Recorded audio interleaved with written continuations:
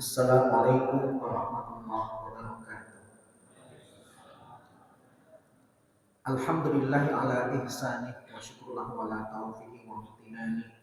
Asyhadu an la ilaha illallah wahdahu la syarika lahu ta'ziman li sya'nih wa asyhadu anna nabiyyana Muhammadan abduhu wa rasuluhu adda ila ridwani.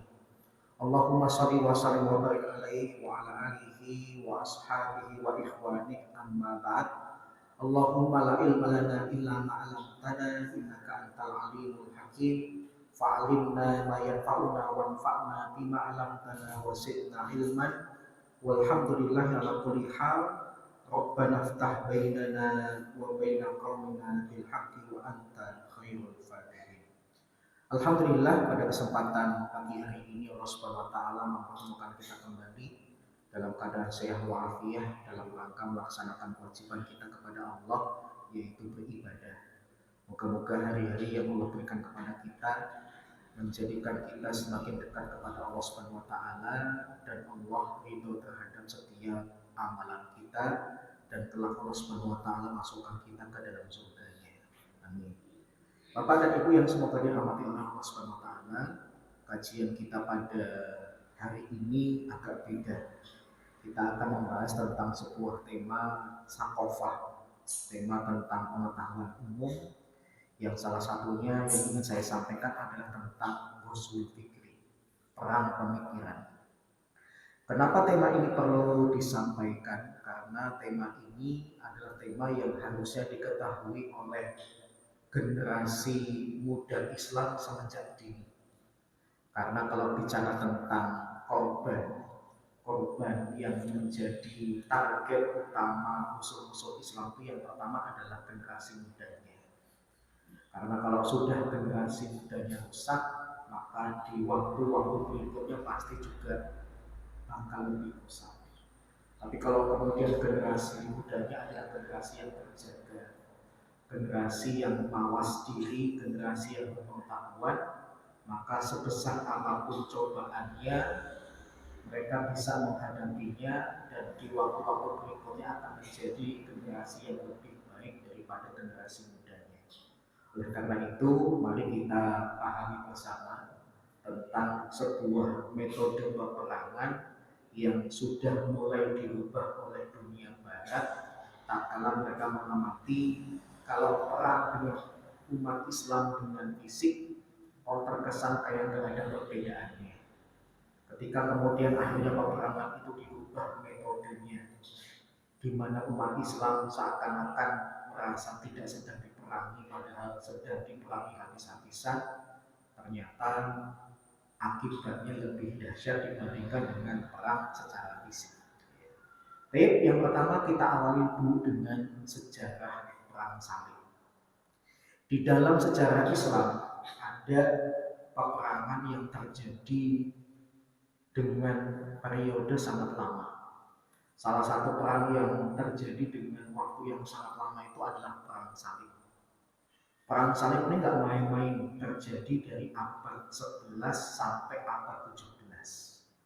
Setidaknya selama 6 abad atau bahkan sampai mendekati 7 abad umat Islam itu perang. Yang salah satu penyebabnya apa? Di antara penyebab umat Islam perang dengan orang-orang Kristen Eropa itu memperebutkan daerah yang kita sebut dengan sekarang Palestina. Karena Palestina adalah daerah yang diyakini oleh 3 agama.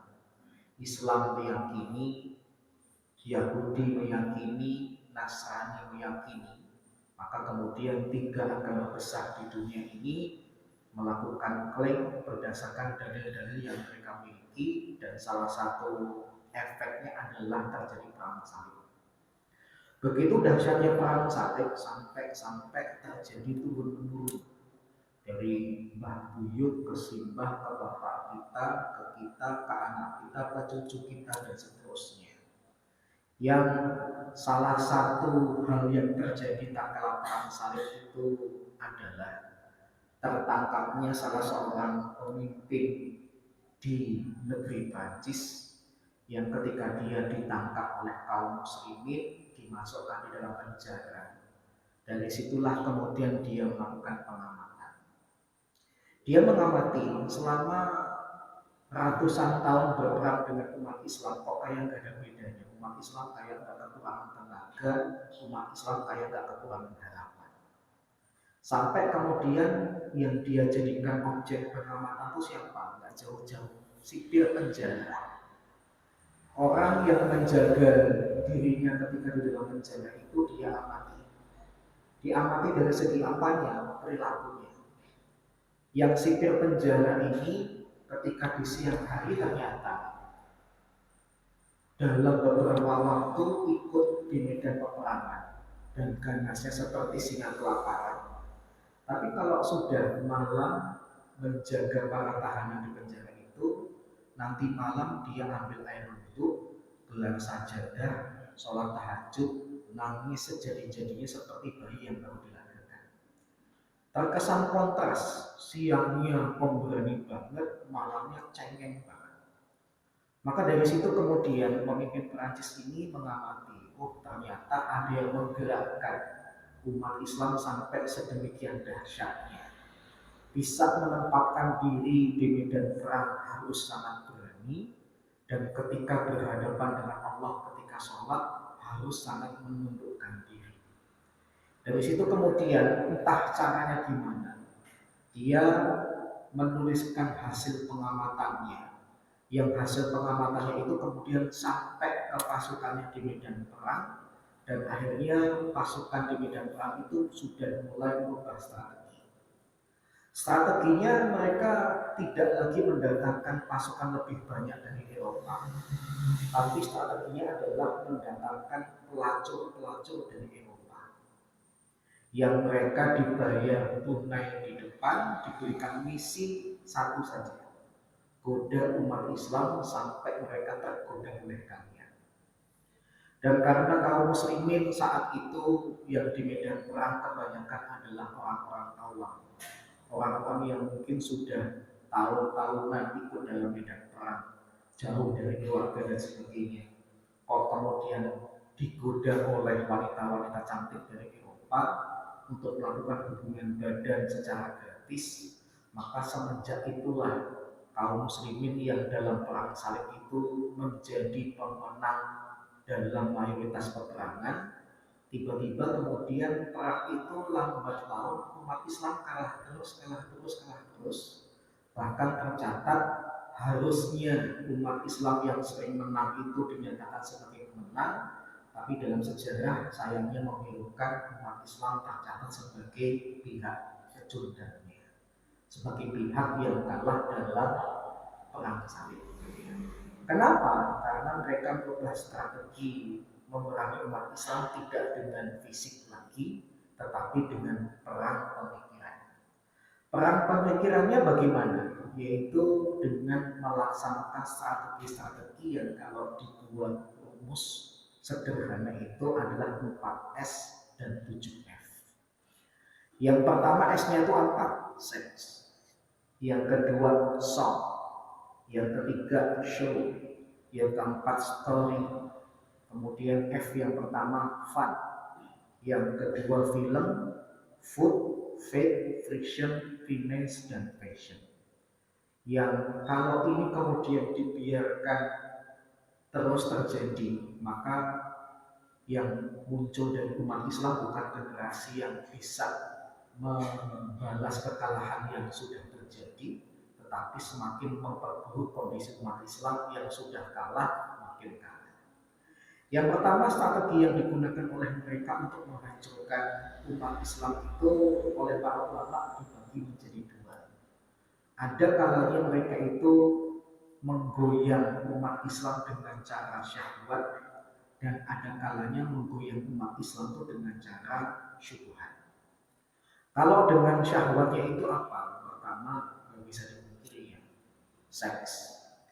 Hari ini orang itu begitu mudah untuk mendapatkan gambar lawan jenis yang terbuka auratnya. Jangankan gambar, kita keluar rumah, keluar ke jalan di depan rumah saja, anak-anak gadis yang dulu umumnya malu bercelana pendek sekarang jadi tren. Bahkan yang menjadi hal yang sangat memilukan, beberapa waktu yang lalu itu saya itu lewat.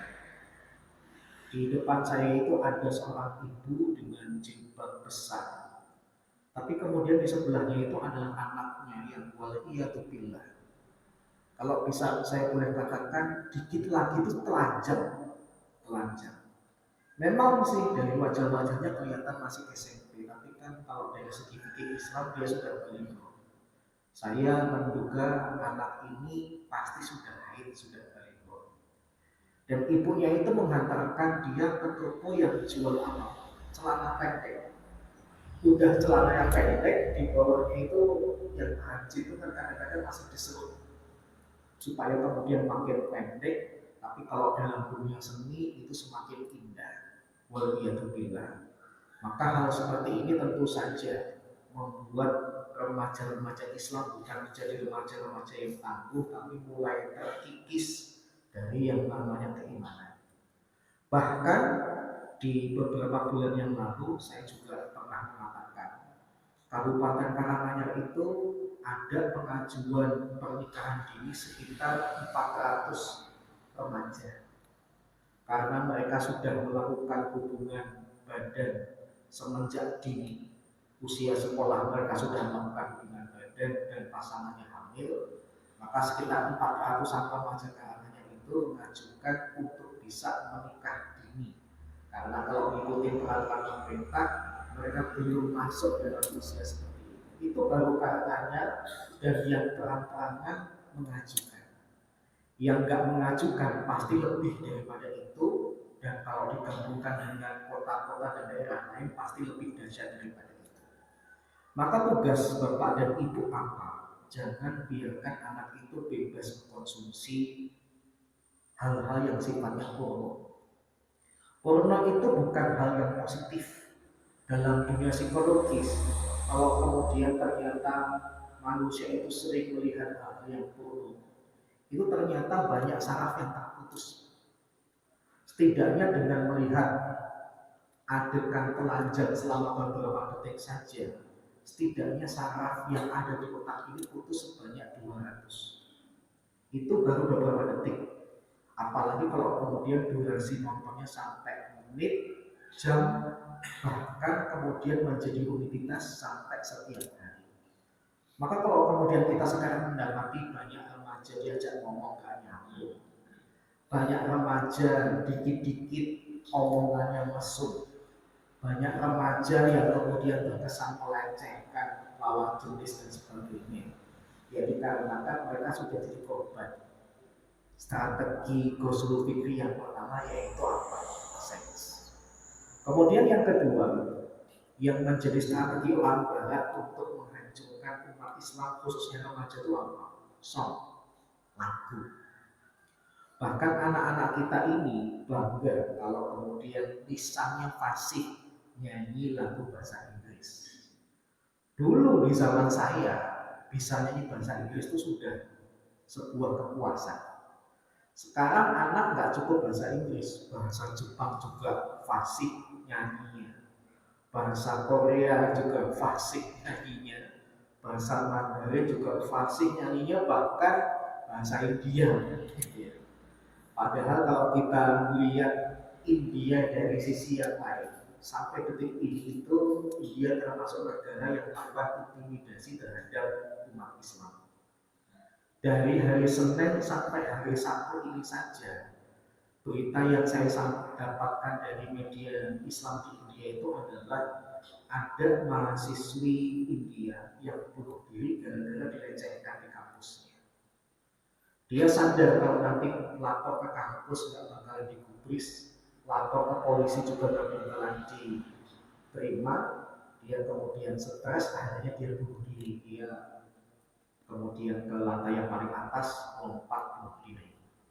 Bahkan semalam saya membaca ada gadis usia 10 tahun yang diperkosa di pinggir jalan, yang banyak saksinya tapi didiamkan saja. Ketika dia minta tolong nggak ada yang menolong. Bahkan ketika dia sudah terluka, tengah pelajar itu orang-orang cuma mengabadikan dengan hati. Kayak seakan-akan itu adalah hiburan bagi mereka. Dan baru ada satu polisi yang kemudian datang, itu pun ternyata setelah diselidiki polisinya ini terjadi pernikahan antara Hindu dan Islam. Jadi dia kemudian agak simpatik dikit dengan korbannya yang adalah orang Islam. Kalau dia Hindu murni, nggak bakalan diurus. Mungkin anak itu akan ditinggalkan di jalan begitu saja sampai dia mati. Waliyadzubillah. Kalau kemudian memang India memproklamirkan sebagai musuh Islam, harusnya umat Islam sejati itu kemudian merespon. Ya udah, berarti kamu adalah musuh kami. Hal-hal yang berbau India kita lepaskan, kita melepas diri, kita umumkan permusuhan lain. Harusnya seperti itu. Jangankan sampai ada gadis diperkosa. Di zaman Nabi ada seorang wanita lapor kepada Nabi. Gara-gara ketika akan ke Masjid Nabawi dalam perjalanan dia digoda oleh beberapa laki-laki Yahudi. Konon cuma 2, ada yang mengatakan 3. Maka apa sikap Nabi? Nabi tanpa basa-basi mengirim seluruh sahabat yang ada di masjid pada saat itu untuk memberikan pelajaran kepada 2 atau 3 Yahudi yang mengganggu kehormatan umat muslimah. Baru pelecehan yang sifatnya verbal saja Nabi tidak terima, apalagi lebih daripada itu. Maka kalau kemudian umat Islam tidak menunjukkan taringnya, tidak menunjukkan kekuatan dan keberaniannya, yang terjadi kita semakin diinjak-injak. Kemudian yang selanjutnya apa? Kita juga sekarang dicecar dengan tontonan-tontonan yang terasa tidak bermanfaat, bahkan merusak akidah. Kalau dulu sempat ada acara di mana para pesulap itu pamer adu kemampuan mereka, entah itu trik atau menggunakan bantuan dari jin, bukannya kemudian majelis ulama melayangkan surat keberatan, tapi terkesan kayak dibiarkan saja. Bahkan di negara kita ini masih juga ada beberapa acara televisi yang di acaranya itu diselipkan mengundang peramal, meramal tentang zodiak, meramal tentang nasib seseorang di hari itu dan sebagainya. Waliyadzubillah. Berbeda dengan Malaysia, yang Malaysia itu meskipun negaranya mirip dengan kita, tapi perhatian umat Islam terhadap tontonan itu hal yang penting. Di Malaysia itu kalau kemudian ternyata artisnya terlalu terbuka pakaiannya, mereka segera nelpon komisi penyiarannya, dan komisi penyiaran itu ternyata punya tombol on off acara itu. Kalau ternyata ada yang nelpon keberatan ini tidak bagus untuk anak-anak ditonton, maka komisi penyiaran itu bisa mematikan seketika acara itu. Jadi subhanallah, keren banget komisi penyiarannya. Tidak berupa teguran lisan, tapi langsung dimatikan. Sehingga acara itu meskipun kayaknya masih berjalan, tapi tidak bisa ditonton oleh banyak orang karena tombol on off siaran langsungnya itu yang memegang komisi penyiaran. Dan mereka senantiasa standby di setiap acara. Tapi kalau di Indonesia yang jumlah muslimnya lebih besar, nggak kayak gitu. Bahkan ada hal yang menggelikan, komisi penyiaran itu melayangkan surat keberatan atas sebuah acara, malah kemudian dibeli dengan somasi. Negeri lucu nih gitu ya, negeri lucu yang punya kekuasaan untuk menegur malah kemudian ditegur dan diancam untuk dipidanakan. Kemudian apalagi story anak-anak zaman sekarang itu mungkin lebih kenal dengan Cinderella, minimal Tinkerbell. Bahkan kadang-kadang saya juga miris juga anak-anak TK itu malah dibiasakan kenal dengan dongeng-dongeng barat. Minimalnya saya tahu dari mana, tasnya. Tasnya itu Barbie. Memang terkesan kayaknya lucu. Memang terkesan kayaknya itu dunia mereka. Tapi mohon maaf, dulu pernah saya sampaikan, yang namanya kisah itu mengendap di otak. Bapak cerita hari ini sampai nanti anak itu tua dan meninggal, ingat terus. Makanya metode orang Inggris itu menanamkan keberanian kepada anak-anaknya itu apa?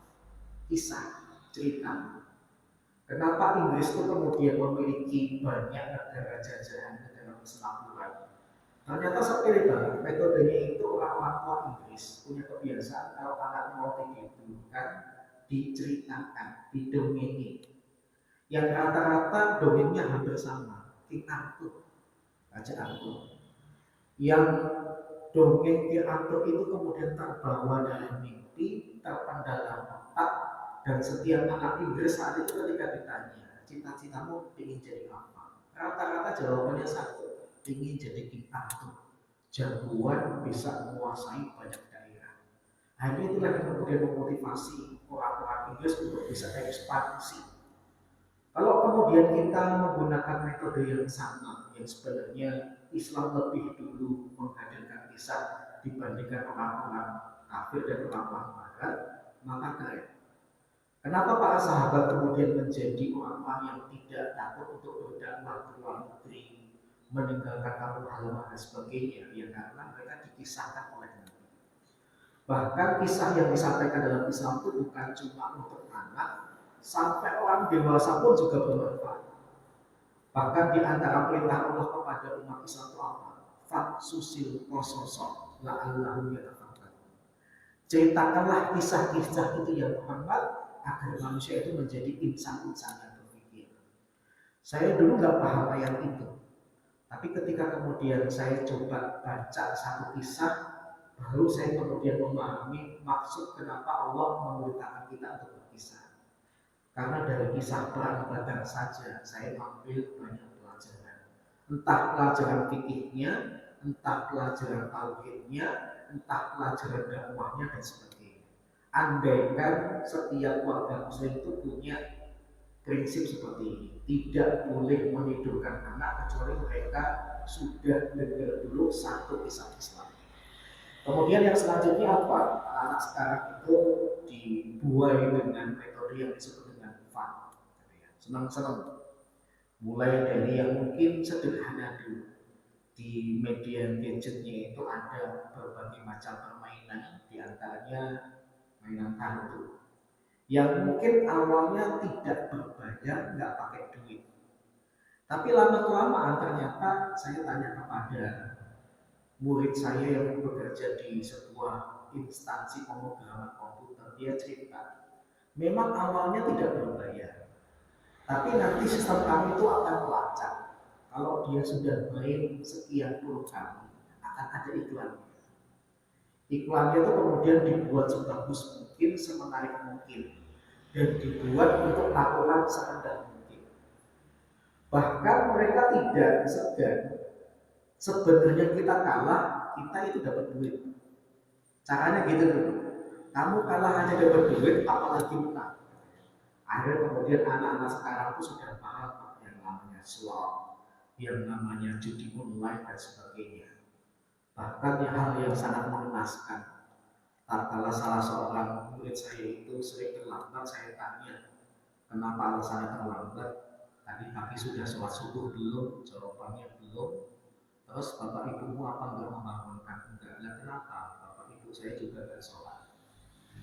Kemudian saya tanya, bapakmu kerjanya apa? Bandar judi online. Waliyadzubillah. Nah terus kalau sudah kayak gini gimana? Keluarganya aja udah bermasalah, kemudian dilimpahkan ke sekolah. Double pak permasalahan. Kemudian yang selanjutnya apa lagi? Nih yang saya lihat kok nggak meredup tapi malah makin meningkat. Film. Saya kira dengan adanya internet orang itu males ke bioskop. Tapi entah caranya gimana, orang-orang zaman sekarang tetap tertarik untuk ke bioskop.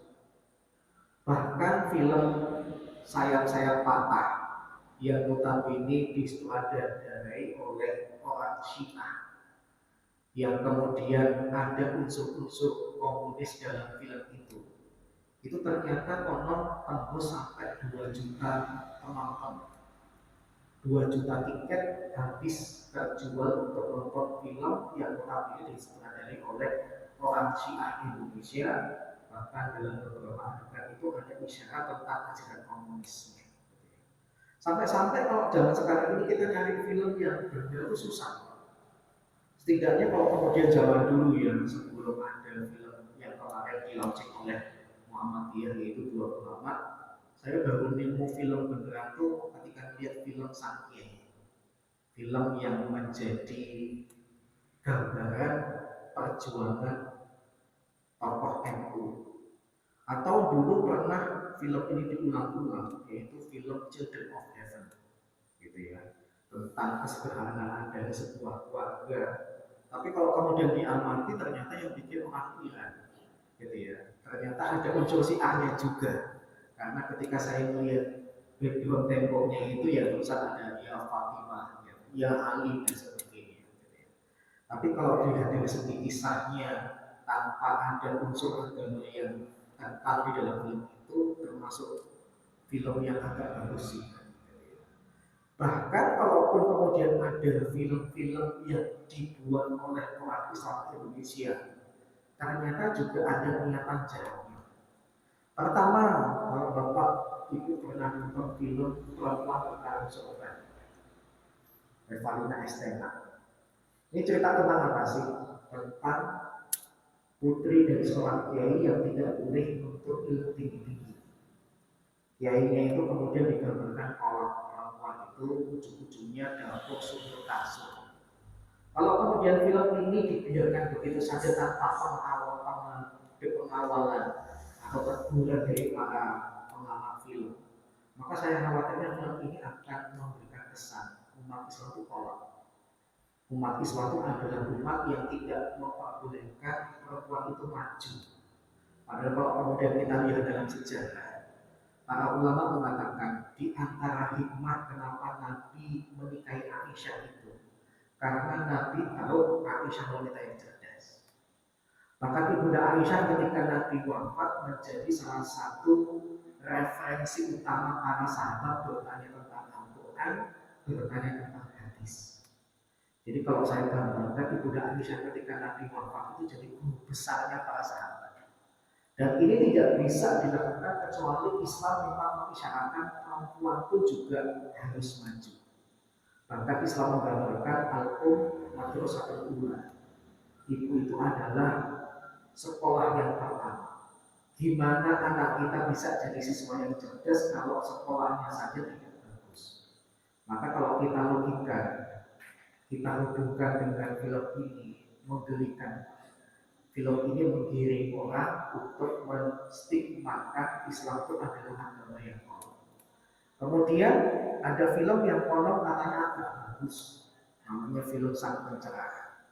Tapi ada yang salah dengan film ini. Apa? Pemeran utama tokoh ini adalah orang murtad. Ya, orang murtad nggak main-main. Kalau dia kafir asli itu masih penting. Tapi kalau kemudian orang murtad, nyebelin banget. Dia adalah anak dari seorang pemain biola nasional, Lukman Sardi. Anaknya ini pacaran dengan orang Kristen, masuk Kristen, memerankan film tokohnya nggak main-main, memerankan tokoh utama Muhammadiyah.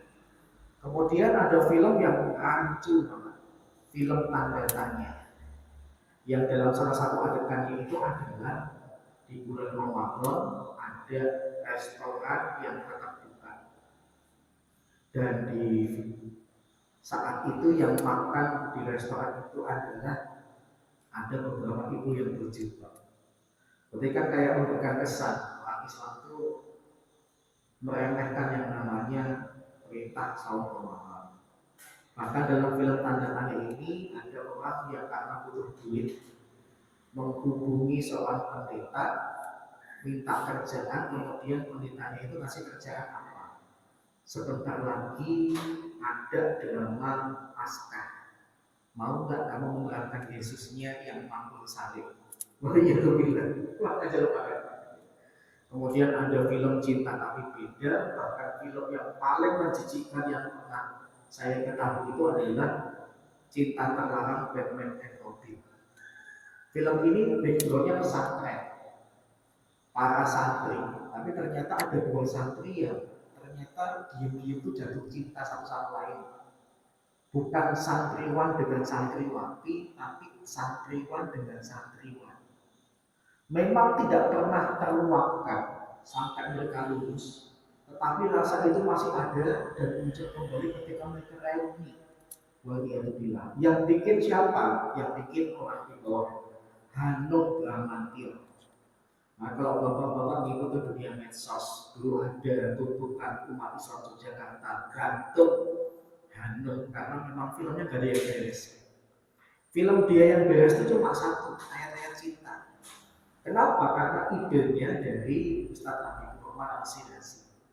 Setelah itu merasa punya nama dan berpengalaman, dia punya akses lebih mudah, filmnya gak ada yang benar. Perempuan kamu surga yang bikin dia, cinta terlarang Batman Robin juga yang bikin dia. Waliyadzubillah. Kemudian apalagi sekarang umat Islam itu juga digoyang dengan yang namanya makanan. Bapak Ibu kalau ngamatin jalan sama madu ya, kayaknya nanti yang namanya tanah kosong itu hilang. Sebelahnya dibikin restoran baru aja belum diresmikan, belum begitu banyak pengunjungnya. Sebelahnya itu udah direncanakan juga bakal ada restoran. Waliyadzubillah. Dan menunya apa? Menunya meninggalkan budaya kita.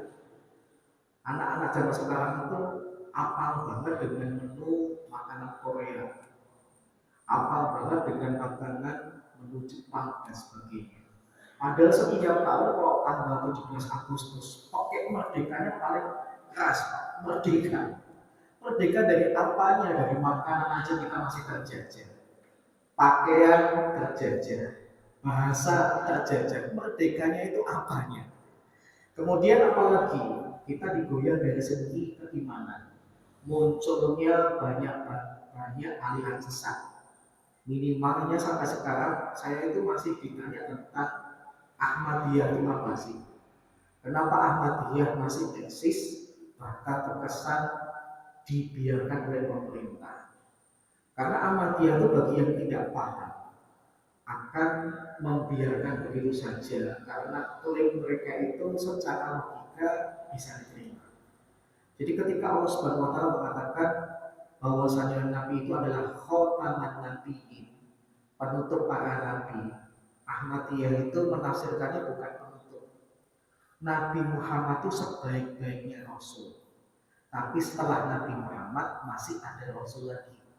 Ini kan kalimat yang indah.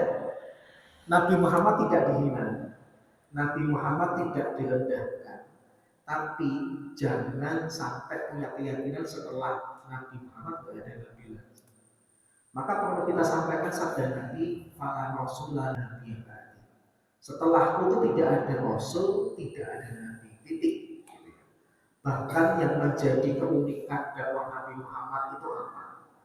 Kalau kita perhatikan Nabi dan Rasul selain Nabi Muhammad, setiap Nabi dan Rasul itu berhadapan dengan umatnya.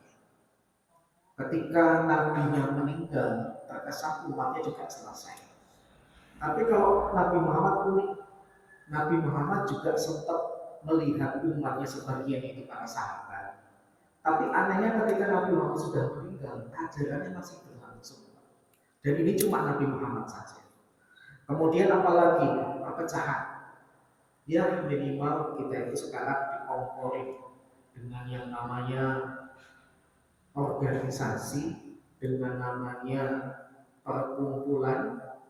Bahkan saya kemarin itu sempat ditanya sama murid saya, Ustaz Hanan itu pro Manchester apa Arsenal? Kemudian ketika saya itu tanya, emang kelebihan Manchester itu apa? Itu dianggap saya sedang membela Arsenal. Padahal saya tanya, emang kelebihan Manchester itu apa? Itu kemudian murid-murid yang pro Arsenal itu kemudian marah sama saya dan sebagainya. Padahal saya nggak tahu benar. Waliyadzubillah. Bahkan saya sempat sekali ketemu dengan para supporter Persis ketika akan tanding di Stadion Manahan. Saya mau jemput istri saya di waktu yang sama. Saya tuh baru tahu kelakuan para supporter sepak bola itu ternyata kayak gitu. Seakan-akan yang namanya sepak bola itu lebih tinggi daripada yang namanya negara, lebih tinggi daripada yang namanya agama. Waliyadzubillah. Kemudian apalagi kita digoyang dengan yang namanya keuangan. Adanya World Bank Bank Dunia itu sudah menunjukkan umat Islam tidak kompak dalam segi ekonomi. Umat Islam bakal dihancurkan dari segi ekonomi, dibuat hutang dan harus hutang. Itu menjadi salah satu kelemahan umat Islam di saat ini. Kemudian belum juga yang namanya fashion, pakaian. Ada pakaian itu, saya lihat tuh di Shopee. Saya kira itu cuma tas untuk belanja ke pasar, karena ukurannya cuma 5 cm lebarnya, panjangnya 20 cm, ada resleting tengah. Orang kalau melihat gambarnya, nggak melihat tulisannya, saya kira itu tas belanja atau minimalnya dompet 5 kali 20. Tapi keterangannya apa? Pakaian. Yang ketika saya klik, saya kemudian melihat gambar-gambar selanjutnya. Itu ternyata pakaian yang didesain bisa dilenggam sampai ke atas nutupin dada, bisa sampai maksimal ke leher, ke bawah itu waliyadzubillah bisa sampai nutupin kemaluan saja, atau maksimalnya sampai ke lutut. Model pakaiannya itu 5 kali 20 cm. Waliyadzubillah gitu ya. Maka rusak deh kalau kemudian umat Islam itu digoyang dengan hal seperti ini. Kalau hal seperti ini sudah merusak yang namanya keimanan, bahwa kita nanti tahajud nangis sejadi-jadi kepada Allah, Allah tidak akan memberikan pertolongan. Lihatlah para sahabat, kenapa kemudian Allah berikan pertolongan kepada mereka secara beruntun? Karena mereka benar-benar jaga yang namanya syahwat, mereka benar-benar jaga yang namanya syubhat. Baik, demikian beberapa hal yang bisa saya sampaikan tentang masalah usul fikih. Moga-moga bermanfaat. Kalau punya mohon maaf. Sisa waktu kalau ada pertanyaan saya persilakan. Assalamualaikum warahmatullahi wabarakatuh. Yang kami tanyakan, satu saja kami memberi kesempatan yang lain. Itu ibu-ibu itu diperbolehkan ke masjid, tapi tidak memakai wangi-wangian. Tapi di dalam kenyataannya pakaian kita itu dicuci, disemprot dengan wangi-wangian. Dicuci dengan wangi-wangian, disemprot dengan wangi-wangian, dengan bedak yang wangi dan sebagainya. Itu bagaimana? Itu apa termasuk wangi-wangian yang disebutkan di dalam larangan di dalam ketentuan tersebut? Assalamualaikum warahmatullahi wabarakatuh. Rasulullah SAW pernah bersabda ya, ayum qa'atin istaqtarat wa marad ala qaumin liyajidu rihaha fa inna azaniyah. Perempuan manapun yang pakai parfum kemudian melewati sekelompok laki-laki supaya mereka bisa mencium aroma parfum dari tubuhnya, maka ketahuilah perempuan ini adalah pelacur. Hadis sahih diriwayatkan oleh Imam Ahmad. Yang pertama, Islam adalah agama yang menganjurkan kita untuk menjaga diri, menjaga tubuh, menjaga penampilan. Tetapi jangan sampai ketika melaksanakan perintah Islam ini ada hal-hal yang dilanggar. Islam tidak melarang pakaian itu wangi, tapi pakaian itu jangan sampai wanginya menimbulkan syahwat. Maksimalnya perempuan itu pakaiannya wanginya dengan pewangi pakaian, molto, softener, softlin dan sebagainya, itu wangi yang tidak menimbulkan syahwat.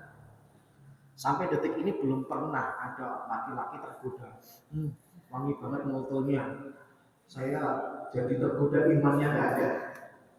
Tapi mereka tergoda imannya gara-gara apa? Tahap berikutnya, parfum.